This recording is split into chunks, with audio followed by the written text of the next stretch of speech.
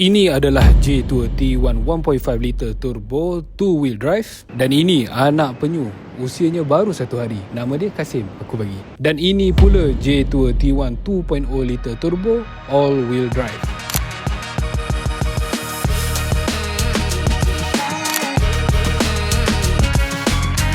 Kalau korang tengok J2 T1 ni dari jauh, memang ramai akan ingat ini adalah SUV yang kena bawa masuk utara, dah sungai, panjat bukit. Tetapi kereta ni kalau nak bawa pergi office Isnin sampai Jumaat pun tak ada masalah. Design dia memang rugged habis. Bentuk berkotak, bonet tinggi, lampu depan Storm Eye LED, tayar pun besar. Kalau korang jenis banyak guna dalam bandar, ulang alik kerja, balik kampung sekali-sekala, variant 1.5 liter ni sebenarnya dah cukup sedap dah. Enjin dia menghasilkan 170 PS dan 270 Nm torque. Dipadankan dengan transmisi automatic 7-speed dual clutch, pickup dia cukuplah responsif, tapi pada masa yang sama penggunaan minyak pun lebih menjimatkan. Walaupun ini variant permulaan, kelengkapan dia tak kedekut. Untuk variant 1.5 liter ini dah dapat screen infotainment bersaiz 12.8 inci, Apple CarPlay dan juga Android Auto. Wireless charger 50W juga anda boleh dapat, kerusi depan dengan fungsi ventilation seat, ADAS level 2 dan 6 beg udara. Kalau korang memang suka berjalan jauh ataupun nak SUV yang ada sikit jiwa adventure, bolehlah tengok variant 2.0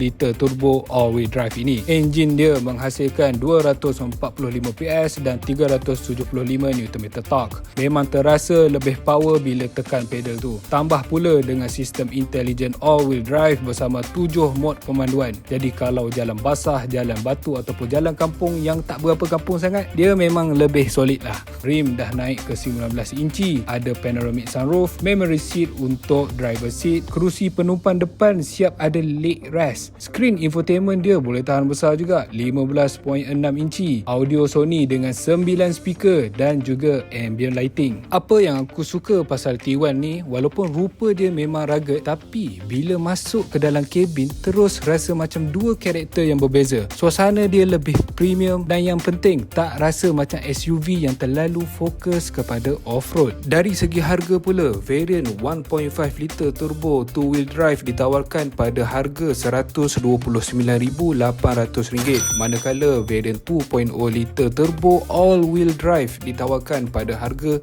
RM146,800.